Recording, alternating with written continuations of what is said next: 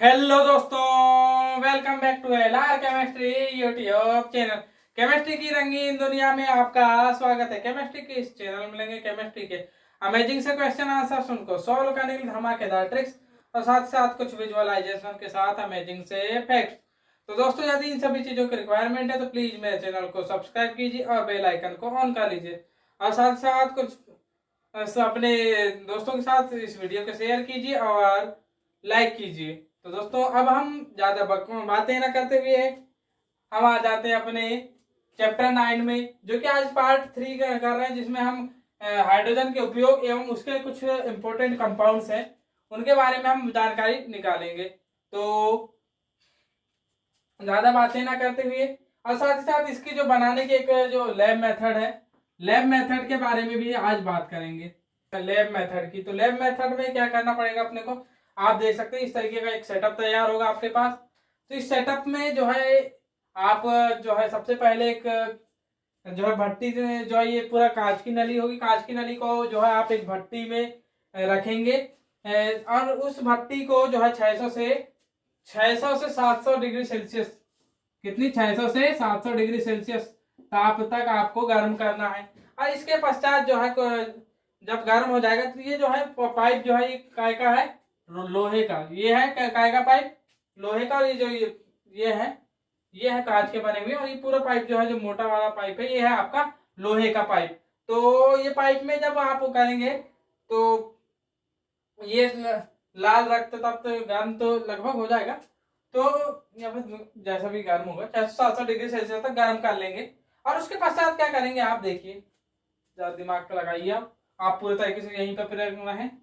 तो उसके बाद जो है इसमें आप जलवाष्प प्रवाहित करेंगे। जलवाष्प प्रवाहित करेंगे तो क्या होगा, एक अभिक्रिया आपको देखने को मिलेगी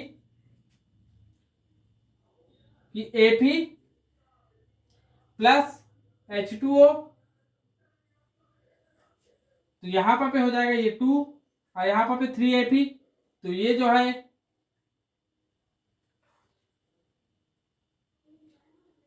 जी हाँ Fe3O4, यहां पर पे आपका ये चार होगा Fe3O4, बिल्कुल सही है। तो यहां पर भी बन जाएगा आपका Fe3O4 प्लस यहाँ 4 हाइड्रोजन के अणु बन करके निकल जाएंगे। अब क्या होगा कि ये अभिक्रिया आपकी वन साइडेड ना होकर के टू साइडेड, यानी कि ये आपकी कौन सी उत्क्रमणीय अभिक्रिया होंगी, उत्क्रमणीय या फिर कहते हैं साम्य अवस्था वाली अभिक्रियाएं होती है। तो साम्य अवस्था वाली अभिक्रियाएं होंगी। तो चूंकि अब यहाँ पर से अब क्या किया जाएगा, जब हाइड्रोजन बनने लगेगा तो हाइड्रोजन बनने लगेगा तो उसको जो है किसी एक बीकर में इस हाइड्रोजन को एकत्रित किया जाने लगेगा। बीकर में एकत्रित किया जाने लगेगा। और आप जो है ना इस बीकर को आप जो है जलयुक्त किसी भी एक बीकर जिसमें जल पहले से ही रखा हो उसमें एकत्रित करें। आप जो है नॉर्मली आप एकत्रित ना करें, नहीं तो ये विस्फोट पैदा कर सकता है। ये जो वाटर है, जो आपका सॉरी जो हाइड्रोजन है, ये विस्फोट पैदा कर सकता है। इसके लिए आपको इसे कहाँ एकत्रित करना होगा, जलयुक्त बीकर में। तो फिर उसके पश्चात जैसे ही आपने हाइड्रोजन को रिप्लेस किया तो यहाँ पे जो है ये हाइड्रोजन बनने की क्रिया तेजी से बढ़ने लगेगी। लेकिन जब ये Fe3O4 भी तो बनने लगेगा, लेकिन हमने जो है जो लोहा है, लोहे को तो हमने उत्प्रेरक के रूप में उपयोग किया है। तो लोहा हमें दोबारा प्राप्त जैसे का तैसा प्राप्त होना चाहिए। उसके लिए हम क्या करते हैं, इसमें वाटर गैस जो होती है, वाटर गैस उसे प्रवाहित कर दिया जाता है, जिसका फार्मूला होता है जो कि होता है कार्बन मोनोऑक्साइड और जल का मिश्रण होता है, मिक्सचर होता है। तो अब जो है हम Fe3O4 में जो है वाटर गैस मिला देंगे तो क्या होगा, अब यहाँ पर इसकी वाटर गैस का कितना कितना लेना है, हाँ वाटर गैस के 2 अणु लेना है हमें। तो ये लैब मेथड है जो कि अब यहाँ पर हम क्या कर लेंगे, यहां से हमें 3Fe प्राप्त हो जाएगा प्लस यहाँ पर हमें कार्बन डाइऑक्साइड और जल के अणु प्राप्त हो जाएंगे। कार्बन डाइऑक्साइड प्लस जल। अब आप जो है ना इसे बैलेंस कर सकते हैं। तो यहां से आपको 2H2O और 2O2 2CO2 प्राप्त हो जाएगी। बैलेंस करेंगे तो यहाँ पे इस तरीके से प्राप्त हो जाएंगे। तो बैलेंस कर लेंगे आप, तो इस तरीके से ये अभिक्रिया पूरे तरीके से जो है इस तरीके का एक सेटअप होगा, जिसमें कि यहाँ पर आप जलवाष्प प्रवाहित करें। सबसे पहले जो है इसे 600 से 700 डिग्री सेल्सियस तक गर्म करेंगे, उसके बाद यहाँ जलवाष्प प्रवाहित करेंगे। जलवाष्प जो है लोहे से क्रिया करके जो है आपका Fe3O4 प्लस हाइड्रोजन गैस बना देगा। हाइड्रोजन गैस को यहाँ से निकाल करके आप जलयुक्त बीकर में एकत्रित कर देंगे, और जो है बचे हुए Fe3O4 को से जो है आपको पुनः लोहा, क्योंकि लोहा एक उत्प्रेरक है, तो उत्प्रेरक को पुनः प्राप्त करने के लिए आप जो है यहाँ से वाटर गैस प्रवाहित करेंगे, और इस वाटर गैस से भी हमें यहाँ से कार्बन डाइऑक्साइड और जल अलग से प्राप्त हो जाएगा, और जो है आपका लोहा जैसा का तैसा पुनः प्राप्त हो जाएगा। तो ये रही आपके लैब मेथड की बात। अब हम बात करेंगे हाइड्रोजन के कुछ उपयोग, यानी उसके कुछ गुण, फिर उसको उपयोग, और जो है कुछ भौतिक गुण, कुछ रासायनिक गुण, कुछ उपयोग, और उसके दो जो कि आपके हाइड्रोजन पेरोक्साइड और हाइड्रोजन ऑक्साइड, मतलब कि जल और पेरोक्साइड, दो जो इसके यौगिक हैं उनके बारे में जानकारी लेंगे। हाइड्रोजन के गुणों की, तो यहाँ भौतिक गुणों की सबसे पहले बात की जाएगी। तो मैं बता दूं आपको कि ये हाइड्रोजन जो है रंगहीन, गंधहीन, स्वादहीन गैस है। इसमें ना रंग है, ना गंध है, ना ही स्वाद है, और ये साथ ही साथ जो है ज्वलनशील गैस है। ये कैसी गैस है? ज्वलनशील है। आपको एक चीज बता दूं, आपको हाइड्रोजन और ऑक्सीजन में ज्वाला में अंतर क्या होता है। हाइड्रोजन एक जलाने वाली गैस है, और जो है ऑक्सीजन जलाने में सहायक गैस है। कहने का मतलब ये है कि हाइड्रोजन के कारण जो है बिना किसी अन्य उपकरणों के आप सिर्फ और सिर्फ हाइड्रोजन के जरिए ही आप आग उत्पन्न कर सकते हैं। लेकिन ऑक्सीजन में आपको अन्य उपकरण लेने पड़ेंगे, कुछ विस्फोटक पदार्थ लेने पड़ेंगे। जब वो ऑक्सीजन से क्रिया करेंगे तब जाकर के आग जलेगी। मतलब कि ऑक्सीजन से अगर और कोई चीज जल रही है तो वहां पर ऑक्सीजन का होना आवश्यक है, तब जाकर के वो चीज जलेगी। तो ये बात रही। और उसके बाद हम बात करेंगे रंगहीन, गंधहीन। फिर इसके बाद बता दूं आपको कि ये जो है कठिनाई से द्रवीकृत होती है। कठिनाई से द्रवीकृत होगी। क्यों कठिनाई से द्रवीकृत होगी? देखिए, क्योंकि इसका जो है वाष्प दाब, ये जो है 200 ATM वाष्प दाब तथा जो है 200 ATM वाष्प दाब तथा -200 डिग्री सेल्सियस टेम्परेचर तक ठंडा करने पर भी, ठंडा करने पर कैसे मान लीजिए, सॉरी 200 नहीं माइनस, क्योंकि मैं खुद परेशान कभी कभी। ये जो है -200 डिग्री सेल्सियस पर ठंडा करेंगे तब जाकर के क्या होगी? द्रवीकृत होगी। और जो है फिर जो ये द्रवीकृत हुई थी, जो H2 द्रव रंगहीन द्रव है, रंगहीन है, ये बात है। उसके बाद जो है आपको एक और चीज बात बता दूं कि इस पर ये जो धातुओं पर अधिधारण हो जाती है, धातुओं पर अधिधारण। और धातुओं पर अधिधारण का मतलब क्या होता है? देखिए, अधिधारण पहला, दूसरा, तीसरा, चौथा। इसका अधिधारण का मतलब यह है कि ये उच्च ताप पर धातुओं से चिपक जाती है, लेकिन निम्न ताप पर भी नहीं निकलती है। उच्च ताप पर जो है चिपक जाएगी धातुओं पर, लेकिन निम्न ताप, उसको ठंडा करेंगे अब जो है जो मान लीजिए आपने 25 डिग्री सेल्सियस से उसको स्टार्ट किया, तो भी वो आप जो है 10 डिग्री सेल्सियस 5 डिग्री सेल्सियस तक भी लाएंगे तो भी वो निकलेगी नहीं, ये बात है। और last but not the list, जो है पांचवा सबसे बड़ा, कि ये ज्ञात पदार्थों में सबसे हल्का, ज्ञात पदार्थों में सबसे हल्का। ये तो रहे क्या है, कौन से गुण? ये तो रहे फिजिकल प्रॉपर्टीज। अब हम बात करते हैं केमिकल प्रॉपर्टीज की। अब मैं बता दूं आपको, किसी भी पदार्थ की केमिकल प्रॉपर्टीज के पता किस प्रकार करते, उसकी किसी भी पदार्थ से केमिकल रिएक्शन करा करके। अभी तक हमने केमिकली रूप से उसे बनाया था, किसको? हाइड्रोजन को। अब हाइड्रोजन की किसी भी पदार्थ किसी भी अणु किसी भी परमाणु से क्रिया कराने पर तो क्या होता है, देखिए सबसे पहले हम अधातुओं से क्रिया कराते हैं। किससे कराते हैं? अधातुओं से क्रिया, तुओं से क्रिया। तो क्या होगा देखिए, सबसे बेस्ट अपन कर लेते हैं काय से, H2 plus Cl2 gives us 2HCl। ये यहाँ पर जो Cl है ये आप खुद जानते हैं कि का जो है कौन सा पदार्थ है, अधातु है।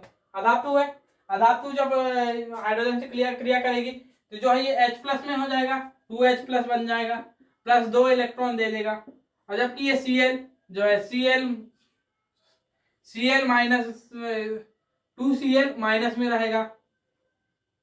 अब जो है ये 2Cl के परमाणुओं में होगा, और जब ये जो है 2 इलेक्ट्रॉन इससे क्रिया करेंगे तो 2H प्लस और ये जो है प्लस 2Cl माइनस में टूट जाएगा। और जब ये अब यहाँ पर ये अभिक्रिया करके यहाँ पर हमें 2HCl दे देंगे, ये मिल गया। इसके बाद हम बात करेंगे अधातुओं से क्रिया करने के बाद धातुओं से किस प्रकार क्रिया करेगा, ये देख लेते हैं। तो धातुओं से क्रिया नॉर्मली तो जो है बहुत कम होता है, लेकिन फिर भी हम कराते हैं। अब बात करेंगे धातुओं से, तो जैसे कि आप 2Na सोडियम की क्रिया करा दें आप हाइड्रोजन गैस से, तो कुछ नहीं आपको 2NaH देखने को मिल जाए, सोडियम हाइड्राइड। अब यहाँ पर एक और चीज है,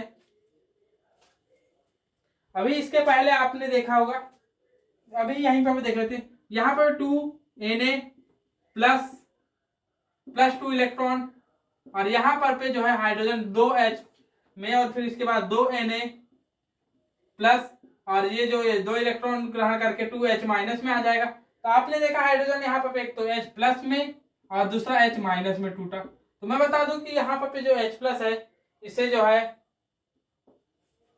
आप डायरेक्ट प्रोटॉन कहते हैं, इसे कहते हैं आप प्रोटॉन, नॉर्मली प्रोटॉन, और इसे कहते हैं आप हाइड्राइड।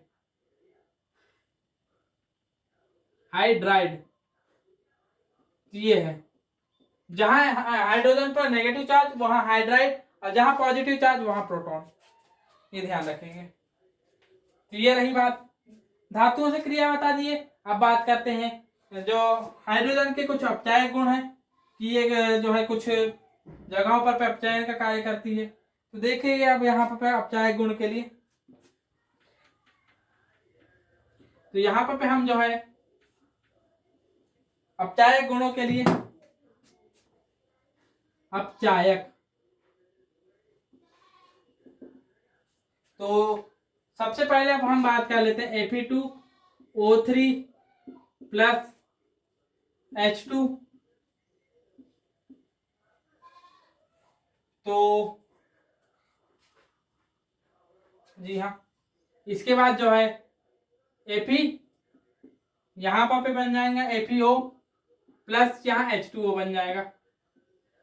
यहाँ पर जो है इसकी जो यहाँ पर ऑक्सीजन, सॉरी इसकी जो लोहे की यहाँ पर +3 Fe3 प्लस में यहाँ पर था ऑक्सीडेशन स्टेट में, देख सकते हैं आप +3 के ऑक्सीडेशन स्टेट में था, लेकिन यहाँ पर आकर के यहाँ हो गया Fe+2 में हो गया, Fe+2, तो +2 में आ गया, मतलब यहाँ इसकी ऑक्सीडेशन नंबर घट गई, और ऑक्सीडेशन नंबर घटना मतलब कि अपचयन होना। तो यहाँ पर हाइड्रोजन के कारण इसका किसका, आपके लोहे का या फिर आयरन का यहाँ पर हो गया क्या, अपचयन। इस वजह से यहाँ पर ये हो गई क्या, अपचयन की प्रवृत्ति। और यहाँ पर ये यहाँ 3 लगाएंगे और यहाँ भी 3 कर देंगे, तो आपको ये जो अभिक्रिया है ये भी बैलेंस दिखाई देगी। तो ये रहे कुछ गुण, और इसके अलावा कुछ और अभिक्रियाएं हैं। हाइड्रोजनीकरण, जी हाँ हाइड्रोजनीकरण करेंगे, तो हाइड्रोजनीकरण मतलब पहले से हाइड्रोजन उपस्थित है या हाइड्रोजन नहीं है, तो वहां पर हम हाइड्रोजन का जोड़ते हैं, हाइड्रोजन को जोड़ते हैं।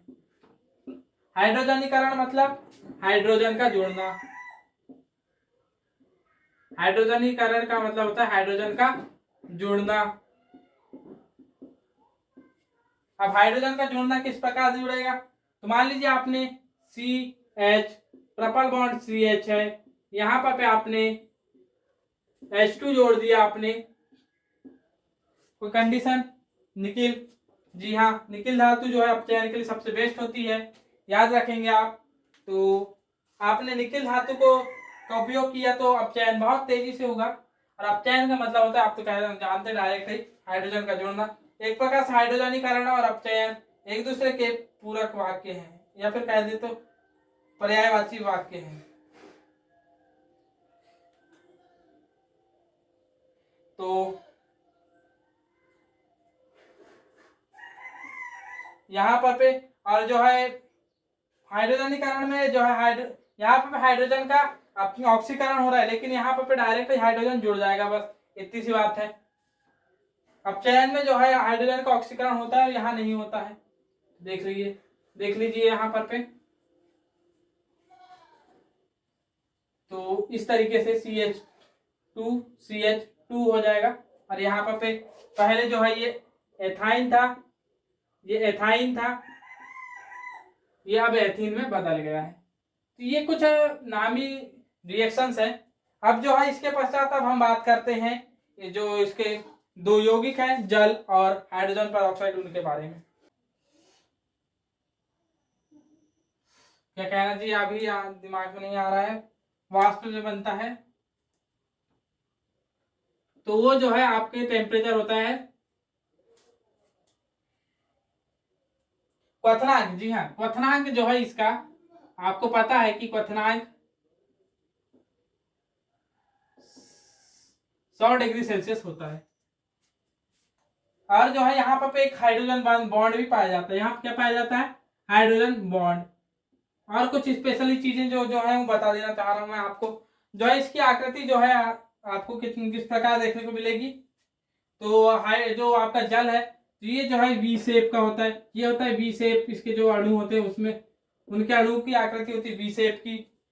साथ ही साथ जो है इसमें आपको पता ही होगा कि sp3 हाइड्रोजन होता है, सॉरी हाइब्रिडाइजेशन होता है, हाइब्रिडाइजेशन।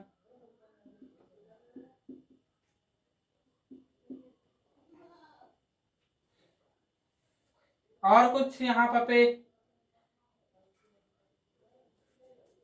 अब यहाँ पे कोई नॉर्मली कोई पूछना चाहेगा आपको तो यहाँ पे आपको बता दिया जाए कि दो कोवेलेंट बॉन्ड होते हैं, दो कोवेलेंट यानी सहसंयोजक बॉन्ड होते हैं। इसके अलावा कुछ और छूट रहा हो तो मैं देख लेता हूं।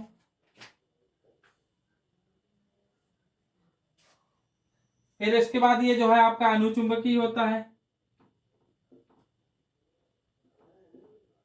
चुंबकीय, अनुचुंबकीय होगा। और इसके अलावा तो कुछ और तो है नहीं है। और बता दिया जाए आपको कि जो धरती पर ये 70% जल होता है, किसी पौधे पर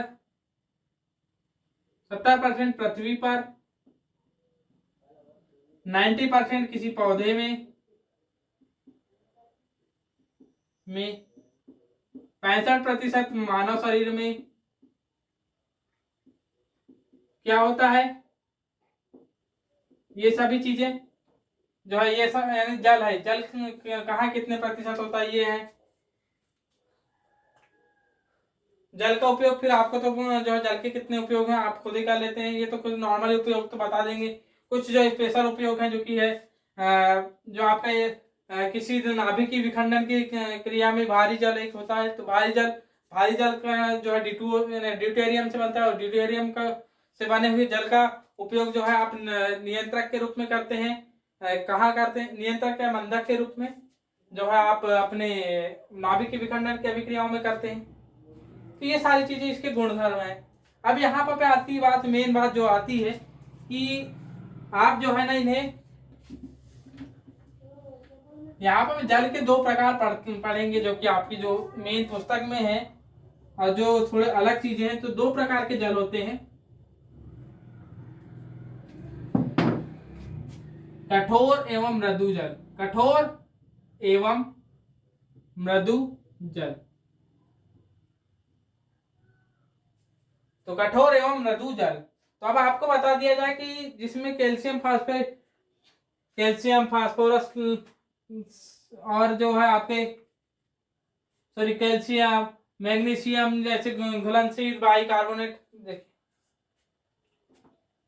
जिनमें कैल्शियम मैग्नीशियम के बाइकार्बोनेट कार्बोनेट जिस जल जिन जिस जल में के लवण उपस्थित हों, इन्हें क्या, ये जो है क्या हो जाएंगे, कठोर जल। और आपको बता दिया जाए कि और ये उपस्थित नहीं हुए तो मृदु जल, पहली चीज। दूसरी चीज कठोर, अब जो है इसको आप अंतर के रूप में याद रखेंगे तो ज्यादा बेटर है कि जब ये उपस्थित है तो कठोर जल, और जब ये उपस्थित नहीं है तो कठोर मृदु जल। अब मैं उतना तो एक एक बोर्ड में लिखाने से रहा, फिर भी कोशिश करता हूं। तो कठोर जल, उसके बाद जो है कठोर जल साबुन, निरमा के साथ झाग नहीं देते, नहीं देते। ये दो अंतर आप नॉर्मली याद कर लेंगे। और ये जो है आपको नॉर्मली कहाँ देखने को मिल जाएगा, समुद्र जलों में ये जो है लवण देखने को मिलते हैं। तो इस वजह से जो समुद्र का जल है वो कठोर जल होता है, और वहां के जल से आप जब नहाएंगे तो आपके जो है साबुन में झाग नहीं उत्पन्न होगा। तो यही कारण है। ऐसा क्यों होता है, तो देखिए, तो ऐसा होने के पीछे का रीजन ये है कि जो आपका जो साबुन के में क्या होता है, सोडियम या पोटेशियम जो है ये कहाँ होता है, साबुन में, साबुन के लवणों में होता है ये, जो कि जो है जो कि जल में विलेय है। और जल में विलेय है तो ये जो है झाग दे देगा, ये झाग दे देंगे। लेकिन जो आपके कैल्शियम मैग्नीशियम के लवण जो है ना, के कार्बोनेट कार्बोनेट का है बाइकार्बोनेट का है, एक ही बात आएगी। तो कार्बोनेट जल में अविलेय होते हैं, जल में अविलेय। तो इस वजह से ये जो है झाग नहीं देते हैं, इसी वजह से ये झाग नहीं देते हैं। और झाग नहीं देंगे तो फिर तो आप नॉर्मली उससे पानी से नहीं धुल पाएंगे। तो फिर इसके लिए क्या करते हैं, जो कठोर जल है उसे मृदु जल में परिवर्तित किया जाता है। किस प्रकार परिवर्तित किया जाता है अब हम नेक्स्ट स्लाइड में देखते हैं, पढ़ेंगे कठोर जल का मृदुलीकरण, मतलब जो है कठोर जल को मृदु जल में कैसे परिवर्तित किया जाता है। लेकिन जब ये मृदुलीकरण पढ़ने से पहले आपको कठोर जल के भी दो प्रकार होते हैं, यानी दो प्रकार के होते हैं। एक तो उसमें कठोरता दो प्रकार की होती है, एक तो स्थायी कठोरता और दूसरी होती है अस्थायी, दूसरी होती है अस्थायी कठोरता। तो स्थायी कठोरता किसके कारण होती है, तो बाइकार्बोनेट, अगर से कैल्शियम मैग्नीशियम के बाइकार्बोनेट होंगे तो अस्थायी का जो है क्या हो जाएगी, अस्थायी कठोरता हो जाएगी। और यदि से कैल्शियम मैग्नीशियम के बाई क्लोराइड होंगे तो, क्लोराइड ना कह करके हम इसे हेलाइड कह दें, तो बाई हेलाइड होंगे तो स्थायी हो जाएगी। अब जो है अगर से आपकी इस मैंने उल्टा लिख दिया, यहां अस्थायी आ जाएगी। मान लीजिए अस्थायी कठोरता है तो अस्थायी कठोरता याद रखेंगे, अस्थायी कठोरता उबालने से दूर हो जाती है। उबालने से कैसे दूर हो जाएगी, से दूर हो जाती है, हो जाती है। तो याद रखेंगे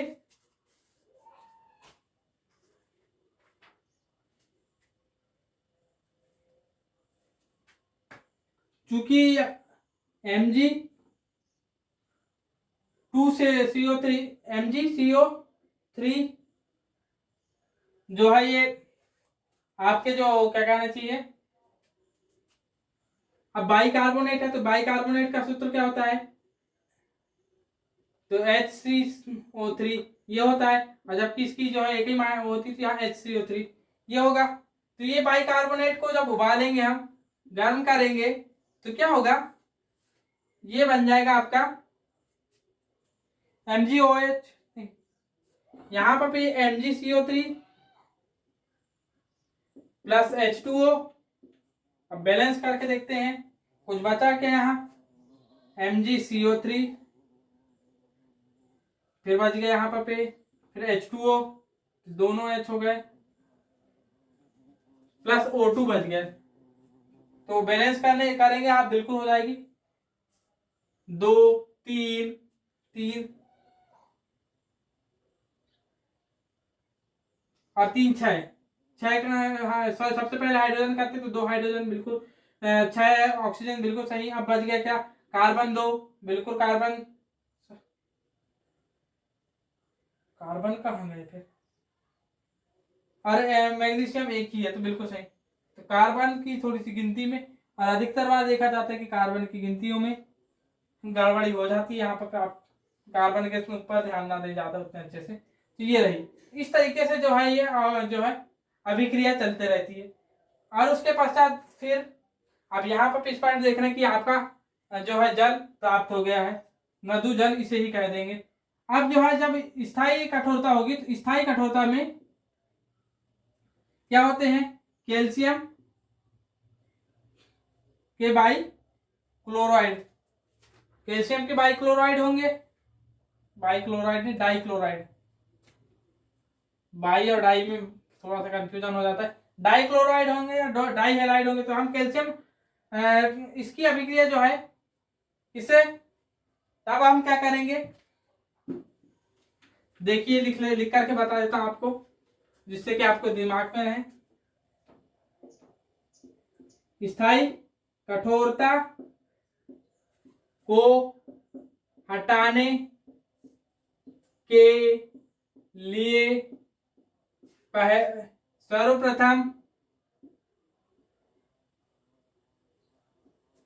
कठोर जल की अभिक्रिया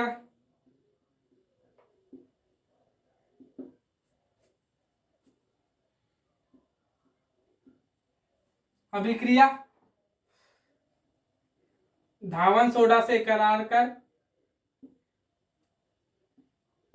सोडा से कराते हैं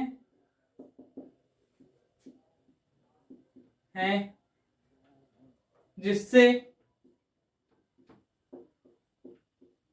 अस्थायी कठोरता प्राप्त होती है, अस्थायी कठोर जल प्राप्त होता है, जिसे उबाल लेते हैं, होता है जिसे उबाल लेते हैं, कर मृदु जल प्राप्त कर लेते हैं, जल प्राप्त कर लेते हैं।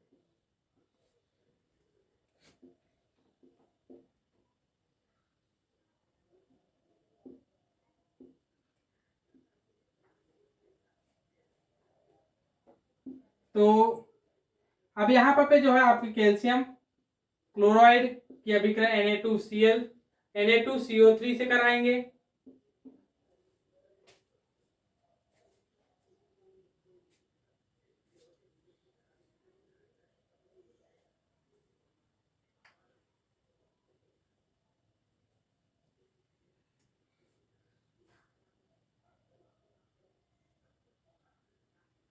थोड़ी सी गड़बड़ी हो गई,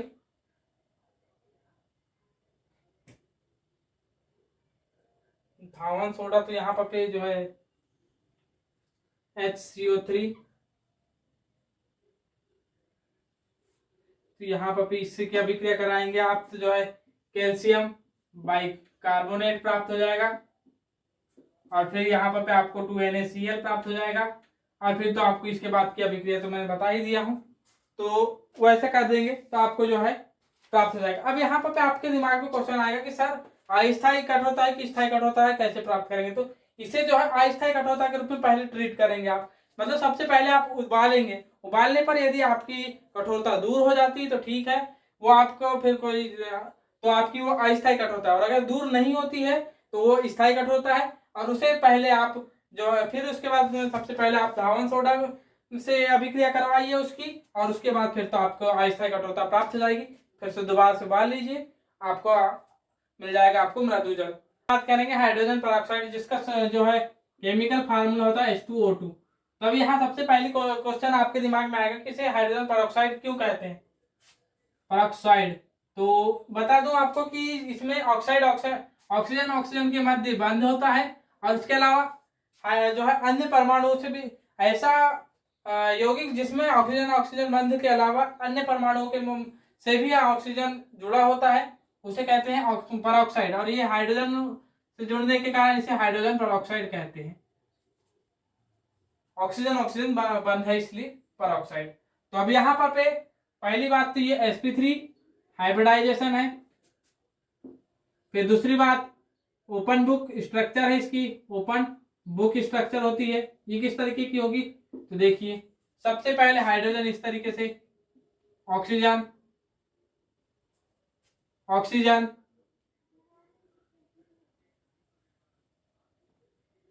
इस तरीके से ऑक्सीजन, और फिर यहाँ पर पे हाइड्रोजन।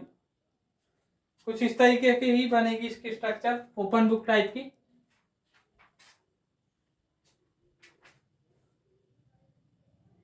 हाइड्रोजन पेरोक्साइड इसकी स्ट्रक्चर में काफी दिन हो गया।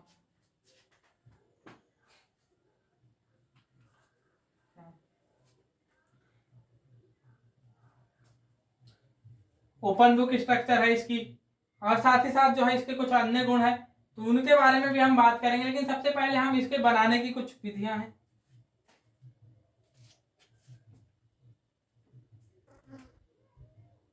या छोड़ देते हैं आज, हाइड्रोजन पेरोक्साइड जो है आपके नेक्स्ट जो है उसमें कराया जाएगा। तो दोस्तों इस वीडियो को देखने के लिए धन्यवाद। जय हिंद, जय श्री राम।